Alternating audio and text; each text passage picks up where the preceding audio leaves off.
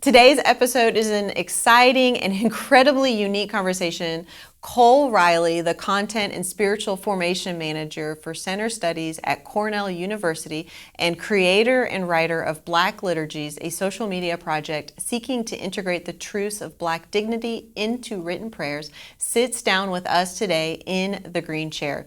In this episode, Cole educates us on how rest is a type of justice and the ways that we can incorporate breathing into our prayers. So let's get to it and meet Cole Riley in the virtual green chair.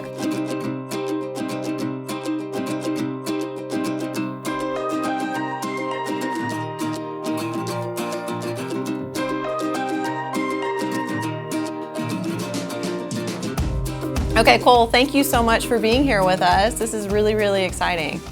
Thanks for having me. I'm glad to be with you virtually. Yes, that is fun. Okay, so I want us to just jump in a little bit on your story and a little bit about you. So you are in New York, is that correct? Mm-hmm. And you are from Pittsburgh.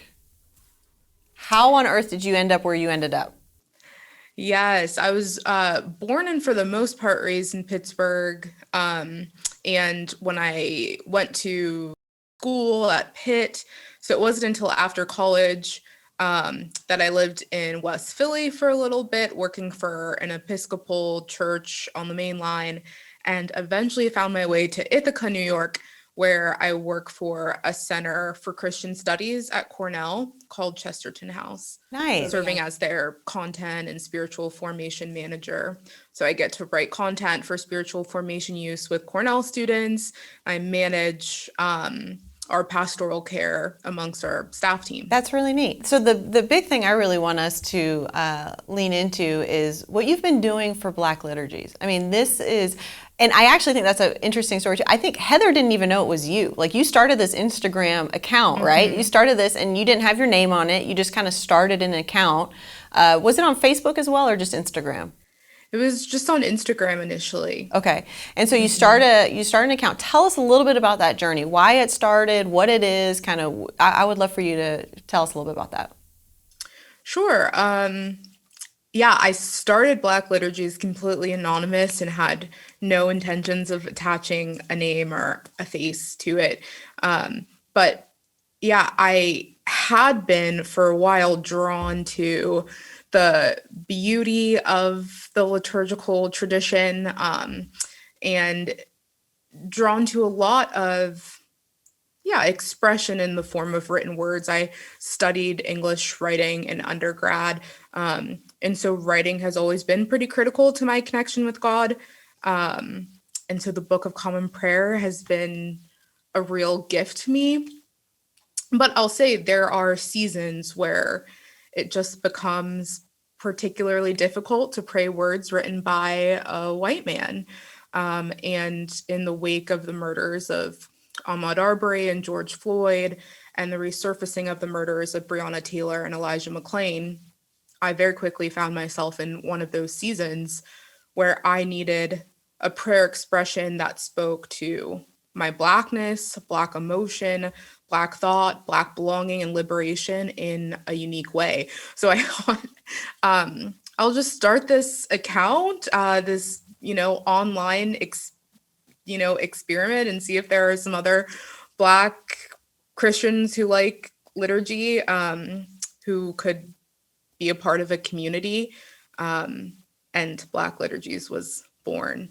And it wasn't until about a month or so in where I realized, okay, you've said you've wanted to create this space of belonging, of community, and you're talking a lot about embodiment and God in the body, and you've completely divorced your body from this from this account, from this page. And it took a lot of really honest conversations with some friends to determine, like, this, there's a time and a space for anonymity, but I quickly realized I didn't want Black Liturgies to be separate from who I am as a person. Mm-hmm. Mm-hmm. And it tells a little bit about, I have loved learning from you. I have loved praying these prayers. I mean, it has been really, really powerful for me personally to just kind of watch and learn and grow. And educate us a little bit about what you're writing and what you're doing on Black Liturgies, if anybody's not familiar with it. Sure.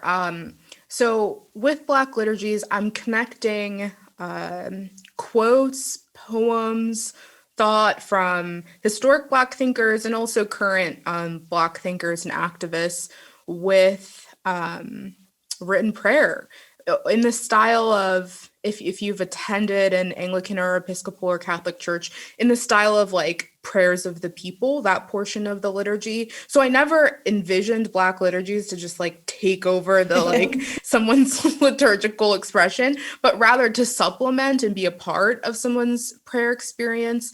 And so the prayers I offer, they're just 200 to 300 words of a prayer of the people, and specifically prayer of Black people and centering Black experience.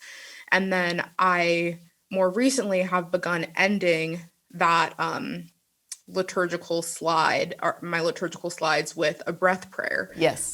Where I'll have an inhale kind of a prayer expression to hold and an exhale prayer expression to hold, which is an ancient practice. I didn't start it. A lot of people have thought that I have. Definitely didn't start breath prayers, but I think it is a particularly poignant and just profound embodied experience for Black Christians to connect to their breath. I have loved that. I've loved the inhale, exhale. You're right. I've seen it before. I've seen it in ancient practices as well. But I just love, I love how you're using that. And what was kind of a turning point for you to kind of incorporate that until you said you're ending a lot of those liturgies with the inhale, exhale. What drove you to do that? Yeah, so I actually a conversation out of a podcast that I had been doing where I told the podcast host, who's actually a student, that to help connect me to the prayer I write in the morning, I was coming up with these, brief breath prayers and saying them throughout the day, just as a way to like hold their real people encountering this prayer experience throughout the day. And I wanted to be with them in some way in that. So I had been making these breath prayers and just using them myself. And that podcast host was like, you should be sharing those.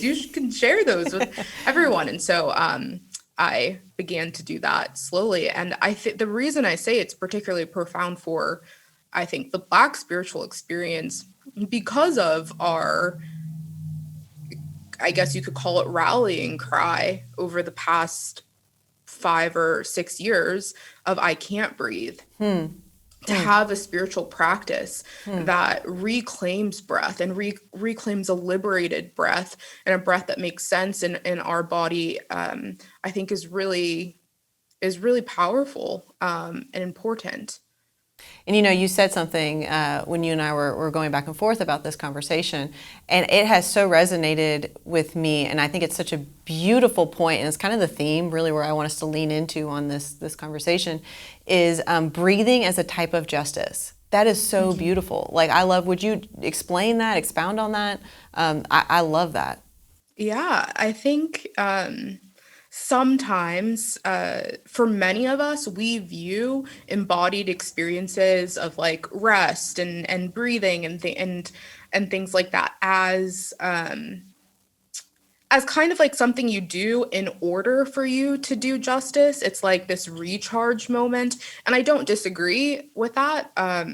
It can serve as a recharging so that one can engage deeper in justice work. But I think it's important for us to recognize that when I rest, I, whose ancestors were not granted liberty and freedom to rest when they wanted to exhale deeply, to breathe when they wanted to. When I do those things, it in and of itself is an act of justice, right? I am experiencing a liberation and justice. It's both a preparation and an inherent experience, I think.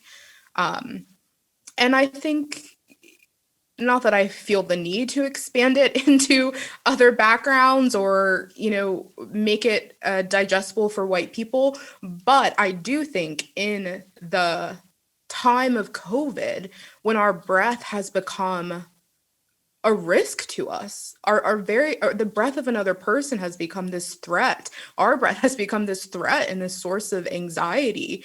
I think it's a beautiful practice for this time, for the pandemic, to reassess, like, how deep, how shallow is my breath? How can I throughout the day, reconnect with my body in a way that's more than just threat, and actually embrace and and love.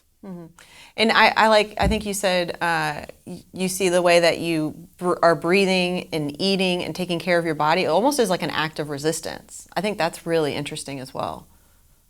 Yes, definitely. Yeah. I mean, we have so much research, more and more research emerging about how trauma, including racial trauma and shame, can literally rest on a person's body over time to transform their posture. How trauma, I mean, we've long understood this kind of inclination of dissociating from the body during traumatic experiences, and that actually can be really helpful. But it becomes unhelpful when we stay in that dissociated, disembodied state. And so I think we have a lot of research to help connect this for us. And it hasn't always been well connected in our spiritual traditions to understand, okay, if this is what the fall, if this is what trauma is doing to our bodies, then how is salvation, how is Christ reintegrating those things in our bodies? That's really beautiful. And I love, I just love this like conversation around just breathing. I didn't even connect with COVID. I mean, that's really interesting. That's just like all of these, and then I can't breathe. I mean, just all of the stuff that is so interconnected. What does that practically look like for you? I mean, what do these breath prayers look like? I know some of our people may know what that means. Some of our people may not know what that means. So I would love for you to expound on that. And then what would that look like if we wanted to begin practicing that? Sure. So I can perhaps lead us in a very brief one. It's easier to do. Yes, So yes. Jess, if you want to join me, Yes, but you yes. can just place the palm of your hand on your chest. And I always say, if you can make skin contact, that's great. It's been shown that even just the warmth of your palm on your chest can slow your breathing and decrease your heart rate and reduce anxiety. And so if you're able, you place your feet on the ground and connect with the ground. You relax in your chair, feel where you're holding tension, and you relax that. And then you inhale in the way that makes sense for your body and exhale. And I always say you can begin with 5 seconds in, 5 seconds out, and adjust from there, depending on what feels right for you. And then as you inhale, you hold a phrase like, inhale, I'm free to feel. Exhale, help me stay in my body. Inhale, I am free to feel. Exhale, help me stay in my body.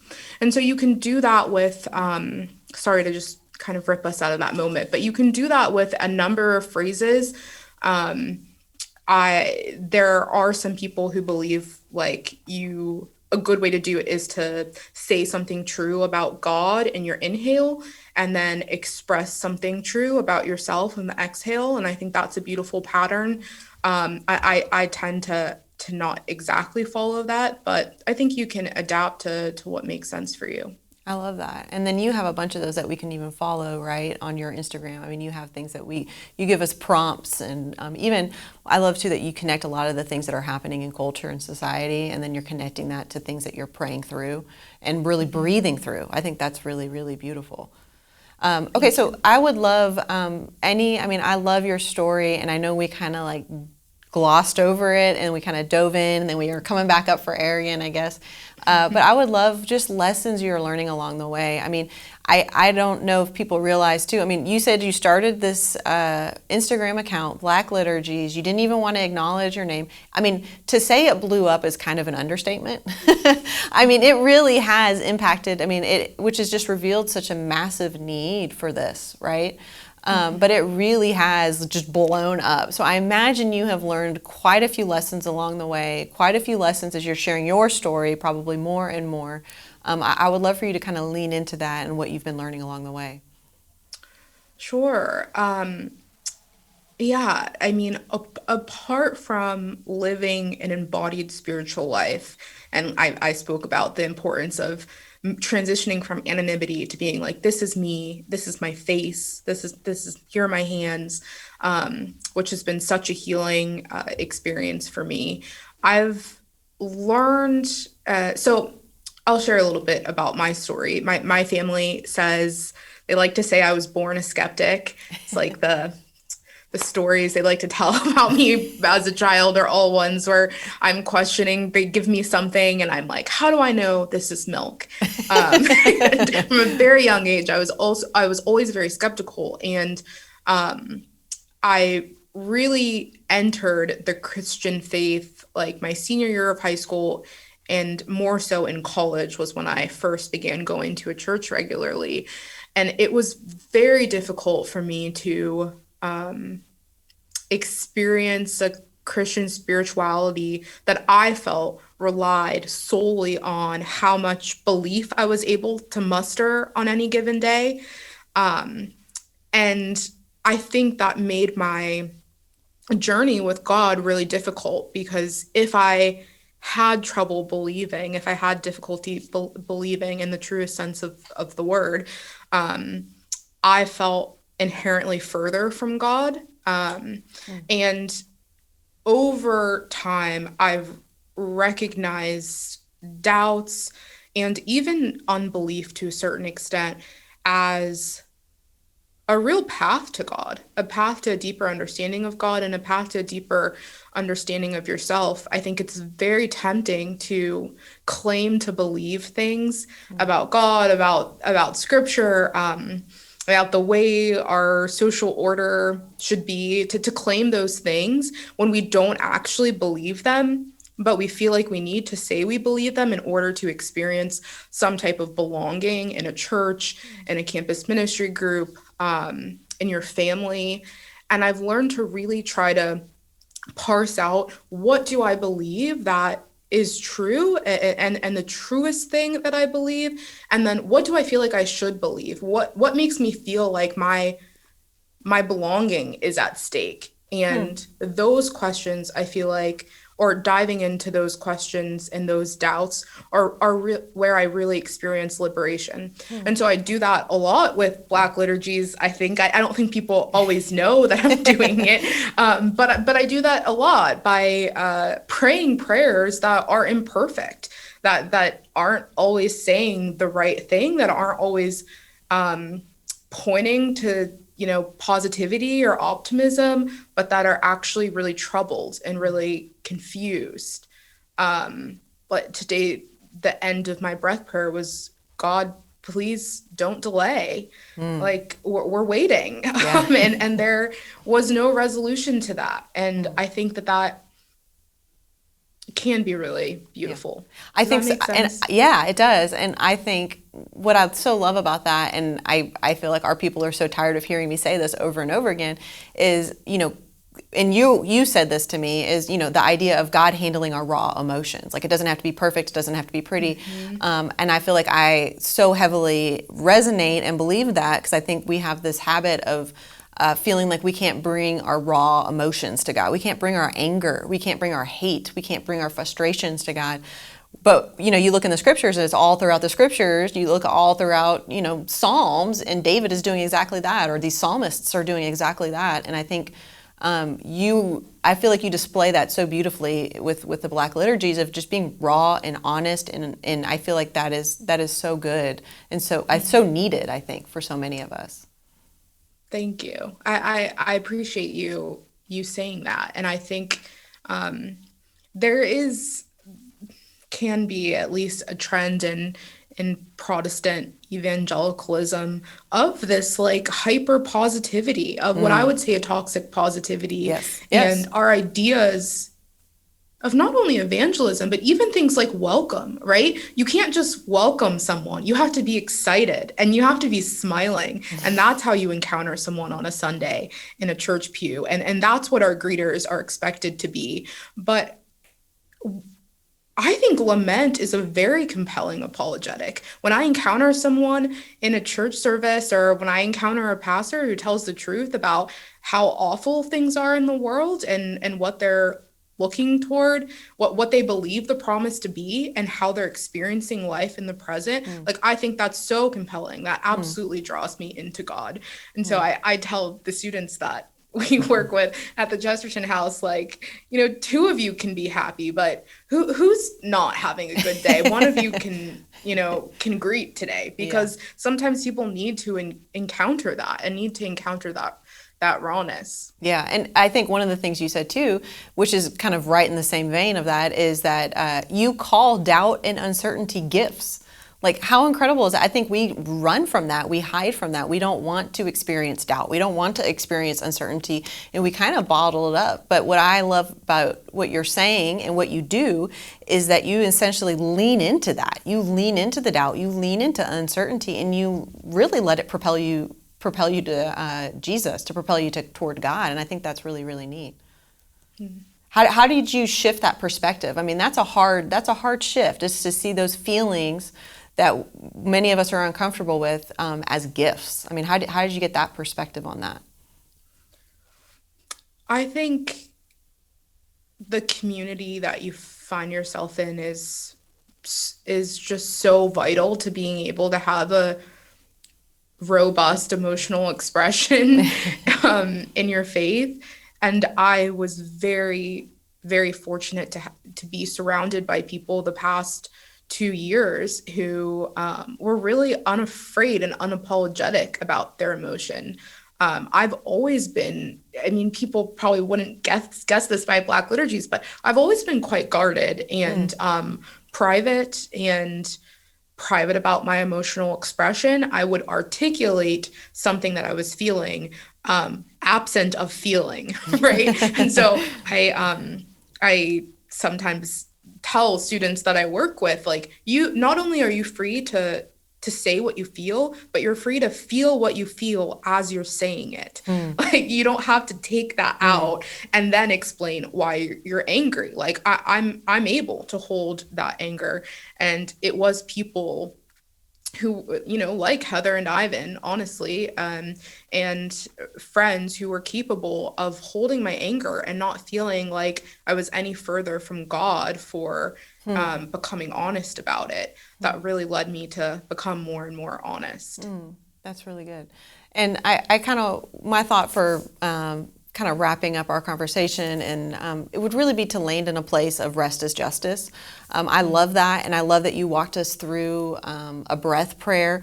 Is there any other practical reminders you would give us when we are really wanting to kind of lean into this, dive in a little bit more? Thank you for walking us through that. I so appreciate that.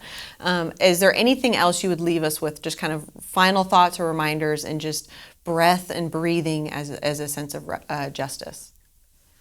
The only thing I would add is that it can be breath, but it can also be another embodied expression, or this moment of bodily attunement. So, if there is a way to connect your anger to your body in a way that's not breath, in a way that's maybe screaming or working out, or if there's a way to connect your lament to an embodied experience, the more we can integrate the emotional with the embodied, I think the more whole and prepared we will be to be with God.